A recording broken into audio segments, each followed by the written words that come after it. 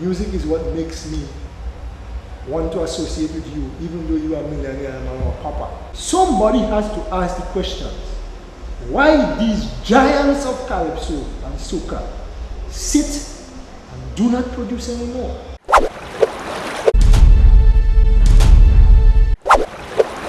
Hey Grenada and the rest of the world, it's me, your girl Jody, and you've just logged into Meet the Artist. Remember, Meet the Artist is all about you, your programs, your favorites, and your artists.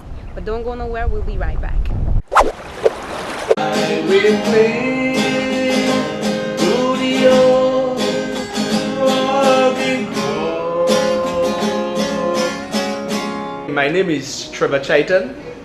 I live at Hope in St. Andrew, and I'm a bus driver, and I'm also play music as for my entertainment. I bought a guitar, it got broken, and then I wanted a guitar, but all over town I see guitar for $1,000, $800, and then I saw an advertisement by SP, and I came down, I came upstairs, and then I saw all this guitar here, drum set and everything, keyboard, and then when I look at the price, I said it was only $250, and I said, look, I talked to the lady, I said, I come back tomorrow and get a guitar.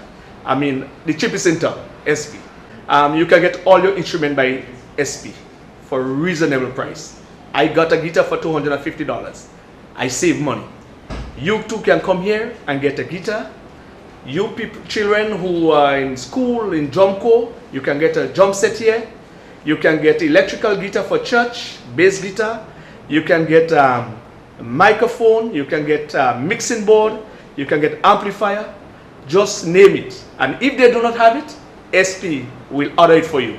So come at SP, the price is right. You could never go wrong at SP.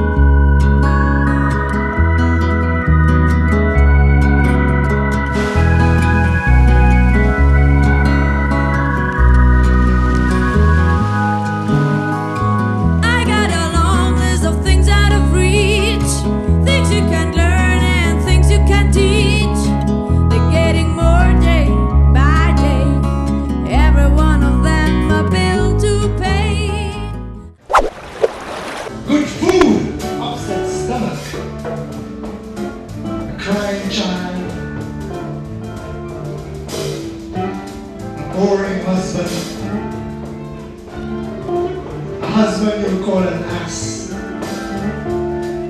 things you live in the house with are wide scattering. But there's love too, there's gentleness, there's kindness.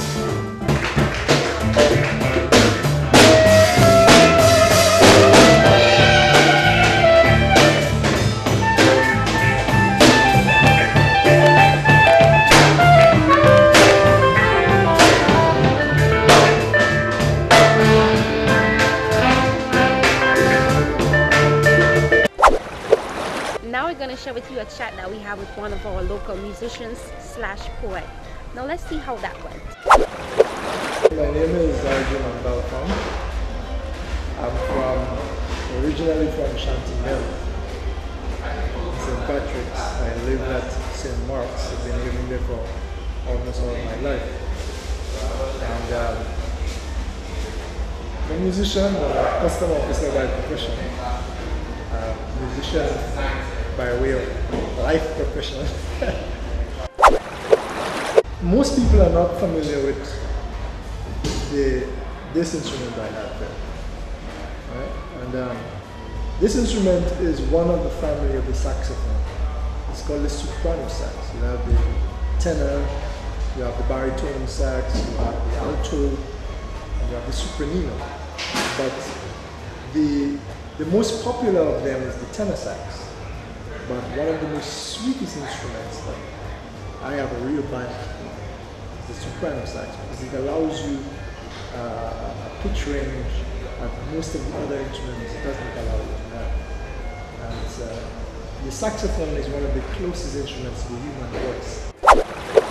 I've been playing in church since 12 years old. I played pipe organ.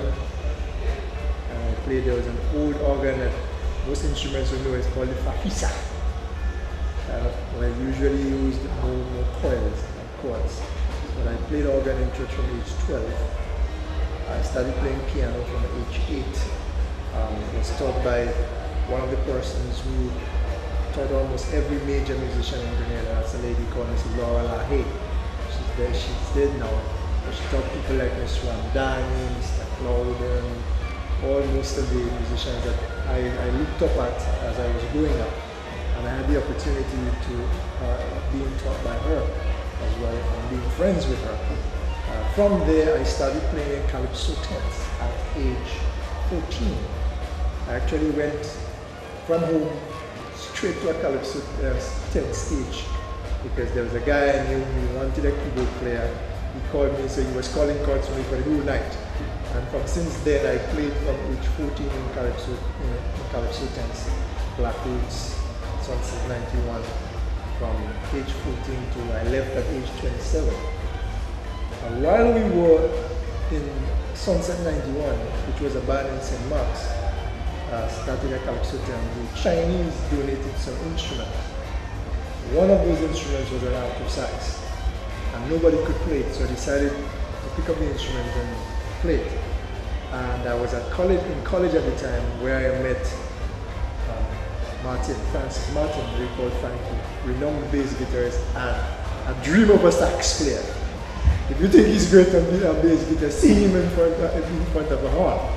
I mean, and we used to, when we had free time, go to Henry Morgan's, Mr. Morgan's house. Mr. Morgan, again, another renowned musician. And that's where I learned to play sax on Tantine bleachers, basically during periods. And it was a great pleasure for me and for Frankie as well, because when he came from studies and he came back, we ended up actually playing in the same place, which is our place, which used to be on the corner of St. John's Street. So that is where my whole music came from. I also played with what men know as Men from the Mainland, but that band was a band started in the Catholic Church with the idea that music could be smoke-free. So we formed a band called the DYC Tent, and that was the first time that I actually played horns in a band, because I was the second horn player in that band, and that was where I really started playing sax in that calypso tent, the DYC Tent. I have always had a love for jazz, and amazingly, the music seemed to naturally, I'm looking for a word here, I seem naturally inclined to it. And I tracked it down one time to figure out why do I have a love for jazz? And I think I found it out. When I was a kid, unknowingly, we watched a lot of cartoons. Tom and Jerry, Daffy Duck, Elmer Fudd. And the music, there was not much words. All the actions were backed up by music. And if you look at those old cartoons, the music, a lot of them was classic and straight jazz.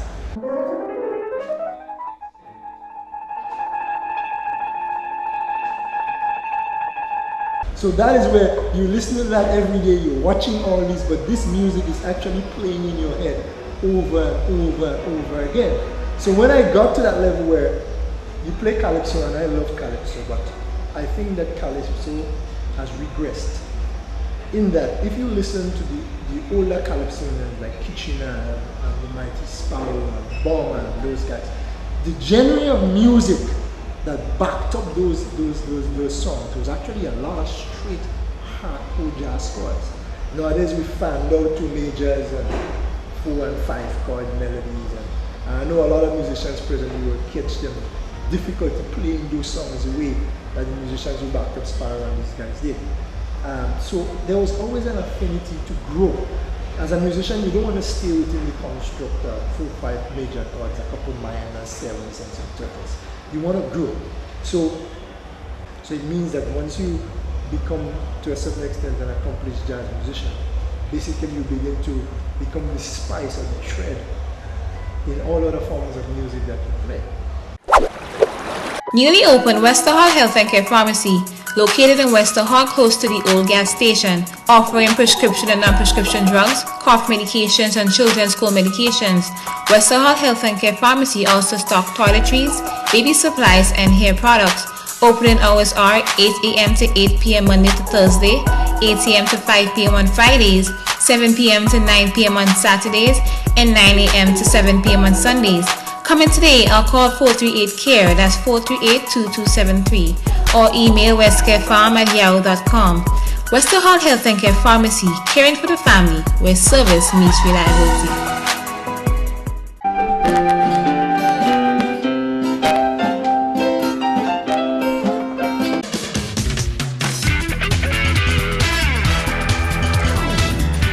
Music is for everyone, so you deserve to be a part of it. That is why at SV's International, we make all musical equipment available to you. Box guitars, bass guitars, keyboards, drum sets, microphones, amplifiers, speakers, mixers, and many more. Don't wait! Join the world of musicians and own your musical equipment for a ridiculously low price. Visit SV's International, located at Springs Hill and Melville Street, St. George's, or call us at 440-4629 or 435-7755. I left the Calypso tent arena because of a loss of the love for the art. I grew up watching men. I played with people like Sagalma and Sugar Boy and these guys who we had a big pot of food and that is all we needed. A big pot of food, a couple of instruments, and we were gone for the whole night. It was about love, and when somebody won or placed in finals in Calypso tent, everybody won. But not only that, most importantly, the artist then was an expression of how we felt. He was the spokesperson. So you as the musician was actually the support of the people's representative. So the musician meant something, and in those days, people didn't have much, but they gave everything. They gave their time. So when a Calypso tent came up, everybody went. When one person in St. Mark's made it, you know the whole boss is going down to the Mashiga, because that is the man who will and tell everybody in Grenada what our problem is. And this is the musician that helping him make sure he get it right. And he bring it across in the way we feel, right? Because the musician now contributes, the artist contribute the words, and the musician helps to support the feeling of life, energy, that the people had, whether it is stress, whether it is joy, whether it is discomfort, whatever it was. So then the musician was appreciated greatly, and the art grew. But then what you had is, you had a commercialization of the art, and you had music. You had the prizes being growing bigger and bigger, and while you got the prize, yes, which is great for the artist, you forgot that the artist did not pay by himself. So you motivated the artist to sing, but you didn't have. There is not anything up to this day, in my humble opinion, there is not anything to motivate the musician. What competition is there to encourage bands? What competition is there to encourage growth in playing of instruments? If the church was to fall asleep today, music there will be there. I mean, we talk so much about tourism and tourism being an expression of our culture and all that. But there is nothing really that births the musician, the artist. And then we have the further collapse of the commercialization of music, which is the media.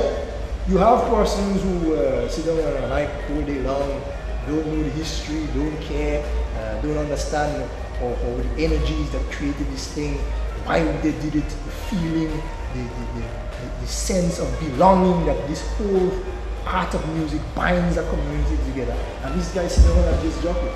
And what do they promote? I would say a big zero. I mean, people may be vexed with me for that, but I believe in speaking my honest truth. When Apawa makes it with a level of popularity that he has, with a level of airplay that he has. Now, don't get me wrong, back in the Calypso tents, we had our Apawas, but they had a place. That place was comedy and entertainment. That is one of the reasons why people came to Calypso tents, to get the serious stuff and to get the funny stuff. But when the funny stuff become the order of the day, we have a problem. When the funny stuff that is, and it's not even funny, that's ridiculously funny, there wins prizes and represents Grenada in other countries, we have a problem. We have some beautiful new styles of music coming into play. Combination of country and western and whatever else. And I love the mix, I love the fusion. But we must not forget the old as the new comes along. And we must define them so that when I play as a musician, I know I'm playing soca, I know I'm playing calypso, I know I'm playing rhythm band, etc., etc., etc. Right? So I don't go on a stage with a name calling Soca Mona and I'm singing something that definitely belongs to another genre. In my opinion, when you create a new form of art, like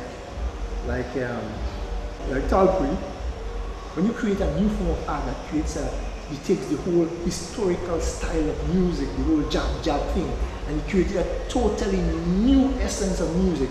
You could recognize it and put it on a stage and claim it and give it the ownership that it should get.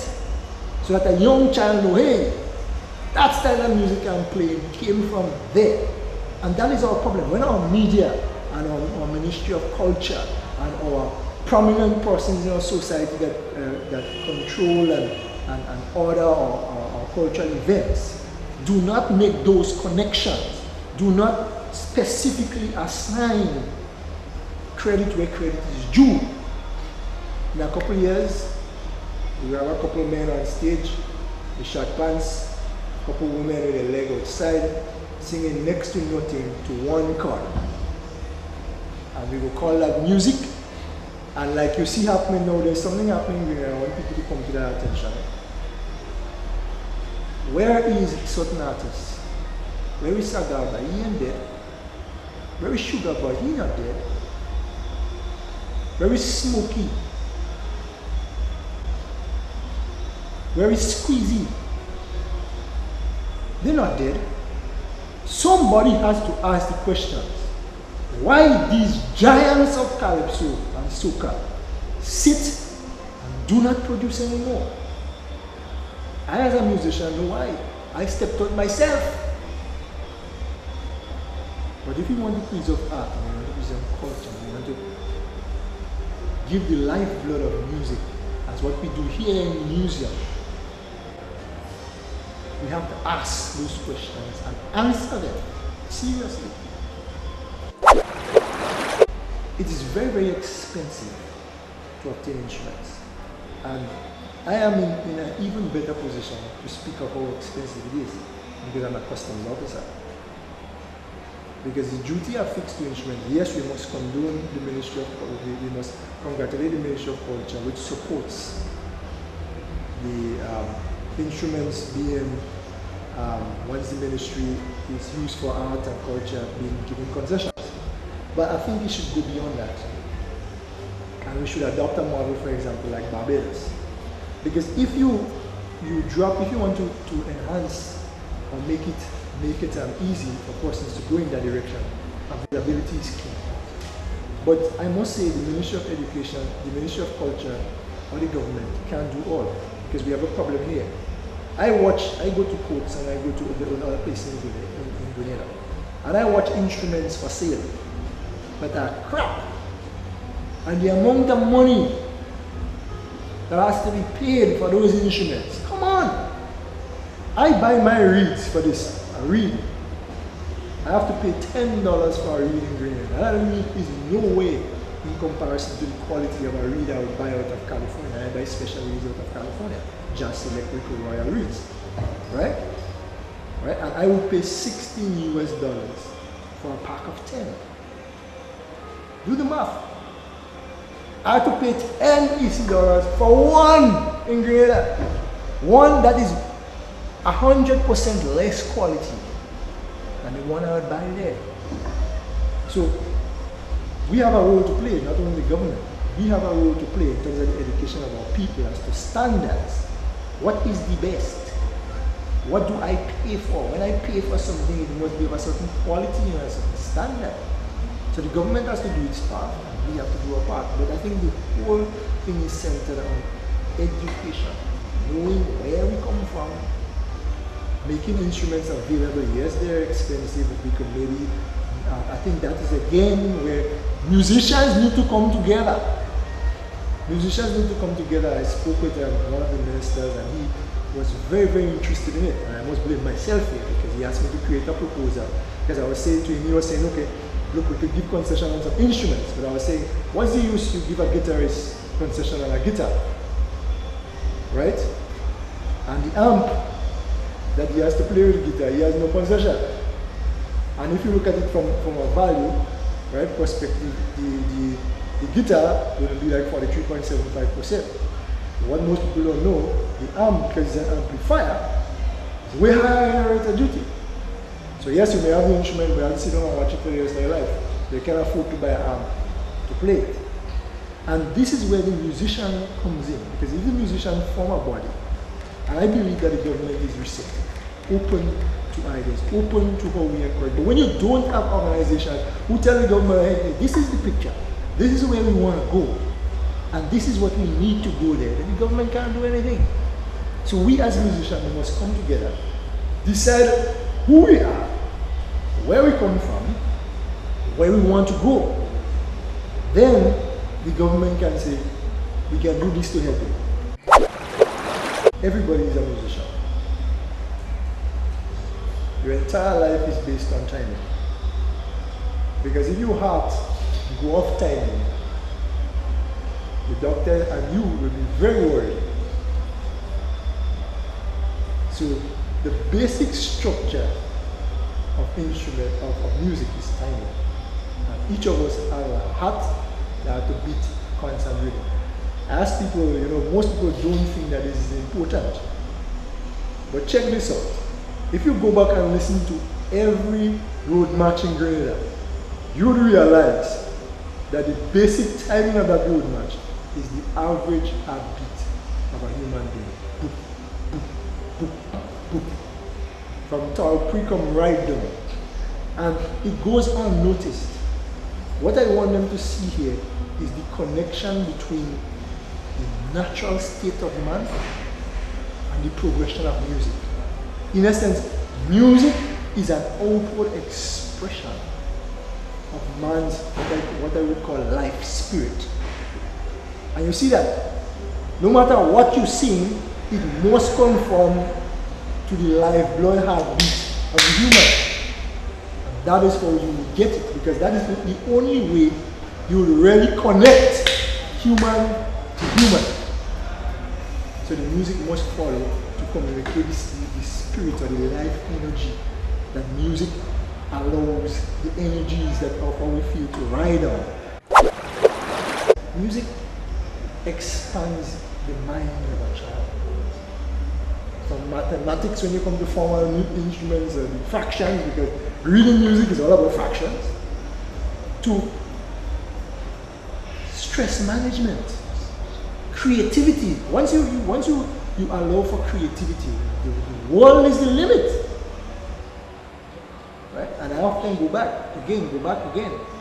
If you look at most of the successful people in life,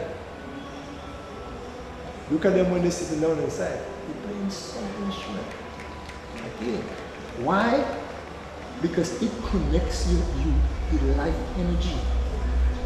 It hits it, it builds it, it creates it, it makes you move.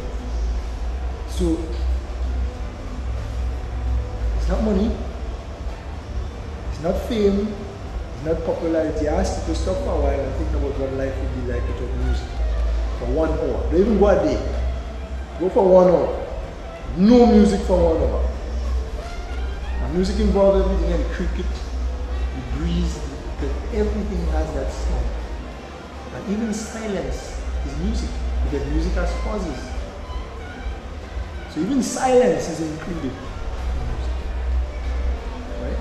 So it's that holistic expression. It is the only real holistic way that a human being can express all aspects of himself. So in essence, there needs to be a bringing together. The more that we bring together is the creation of better harmony. Come on, look at it.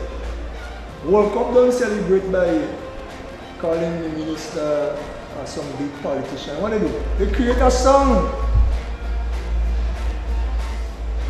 Cricket in the West Indies is heralded not by the different music, by what? What brings all the people together singing bringing together in one support of the West Indies cricket team?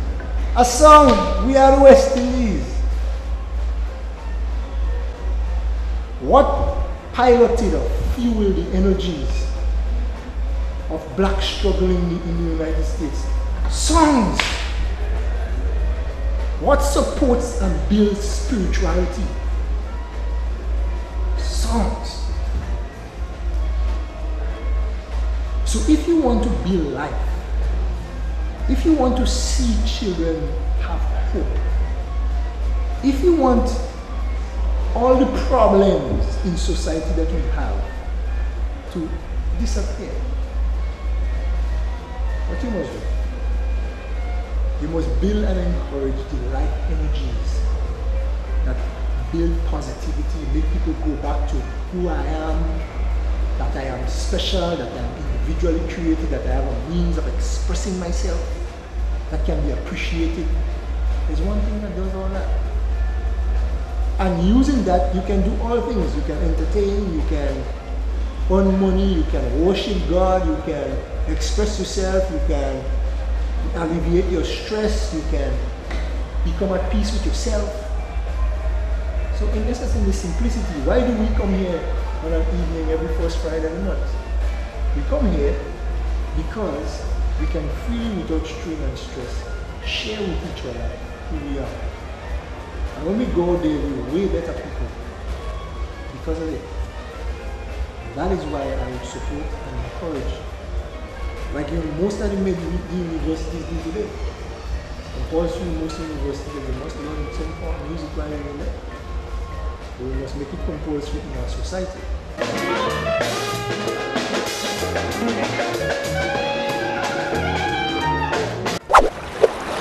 Music is what makes me want to associate with you, even though you are a millionaire and I'm a papa. Because a millionaire's wife and a papa's son can dance together. I am very unhappy with our hotels. One, I believe the hotels will be better off if they allow our musicians to express the culture of our country at the hotels. That is not done. I have played at hotels where there was a particular one of our greatest and our famous and most world-renowned hotels, quote unquote, where the guests were dancing to local music that we were playing. And the owner of the hotel came up and said, "What are you playing there?" I said, "Well, we're hearing." He said, "Well, you see the guests, all the guests are not sat down for dinner, they're dancing, they're enjoying themselves." And the hotel said, "No, they don't pay you, I pay you. And you must play the song I tell you." So we sit down there, "Oh, Ireland," son, and all the boring songs that he wants to play. And that in itself continues to kill our projection. Not only that, when I go to Trinidad, or I go to St. Lucia, or I go to Jamaica, you could see that hotels are designed for entertainment. Musicians come, equipment is there, they plug in, the environment is conducive so that the people could hear the music clearly and enjoy the music. In Grenada, there's a particular hotel, the bar area is facing the beach. So it means basically that this man, no matter how rich he is, or how pronounced the hotel is killing all musicians. Because even though I'm struggling to make money there, the salt that is hitting my instruments is going to put me out of business permanently in the next couple of months. I must applaud here Greg's Grenadian Hotel. But they are the only major one that really has a facility that is nice and conducive to musicians. And other hotels must follow suit. Not only that, but I would personally like, as a musician, for musicians to stop playing hotels until hotels realize that musicians are of a certain standard and of a certain quality. And just as how the hotel doesn't reduce the night fee, they shouldn't reduce the musician's fee. And they must pay properly for entertainment. Because they pay properly when the foreigner comes here. And a lot of the times, the same Grenadians right now, everybody should know and recognize that the Grenadians musicians are the ones pushing the entire cruise ship industry. They're the ones playing for most of the most renowned musicians out of the world, in the world. Most of the most renowned artists in the world, Grenadian musicians. Right now we're suffering because they're making real money and we're leaving and go. Because our people and our hotels do not respect or appreciate the greatness of our culture. And if that is so, which I believe, then the elements of tourism, and it is our business that is selling, is a facet. Because you can't promote one thing that creates an image of all of us, and you're cutting the throat of the lifeblood that creates culture. And the lifeblood that creates culture is music. And if you don't feed it, name one hotel that sponsors or support a band. I don't know him. Right? Sorry. I have a simple way of calling most of our hotels. Greedy. And I beg them to come to the plate. Because I think that music reached a point in Grenada, the quality of musicians have reached a point where the standard is no longer a question. So they need to pay. Just as we have a minimum wage in the country, we must have a minimum price for musicians. They go flow lower than that. Because a man has to maintain the instrument, maintain the equipment, repair the instruments, speakers, blah blah blah. Some of you all have, some of hotels have all kind of cobblestone road to go up the so the instrument jump. So by the time you amplify, I have the capacitors in the breakout already, and you have to buy a next one. You talk about the amount of speakers you go burn because of terrible wiring and all those kind of things. Come on. Sorry. Hotels, you're killing us. And if another form of entertainment come around, maybe Wagiti, a couple Wagitis might come and they might figure music is the best thing for bingo. You're dead. There are no entertainment anymore. You play cassette and CD. So support the art, and the art will support you. And we have a symbiotic relationship, and we all will grow, and the country will benefit, and we all will have something that we could be proud of. But it's time in Grenada this scale get balanced. It's too lopsided. Hotels improving rooms, they're improving quality, they have concessions, but musicians are getting fewer, bands are getting less, and a musician can't live off doing entertainment. That can't be fair, and it's not right. Nothing ever happens in the wrong time, as old people say, no bad breeze ever blow. So I think the fact that we have media artists now means that there is a new energy flowing in this place. So I want to thank MTV and all the owners and all the persons involved in this program, and I want to applaud you and give you all the support, and I hope the people who are listening to this program recognize and call to themselves the need and the appreciation of music. And last but not least, we should do some big thing or create some honor for Boko, one of the renowned saxophonists who has entertained generations. We have to, just as we respect all those other people, athletes, J, blah, blah, blah, blah, blah. And yes, if he wasn't around, a lot of all they could not celebrate, none of the other things that we celebrate.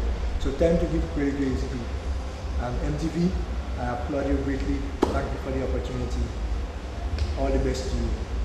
All power to you.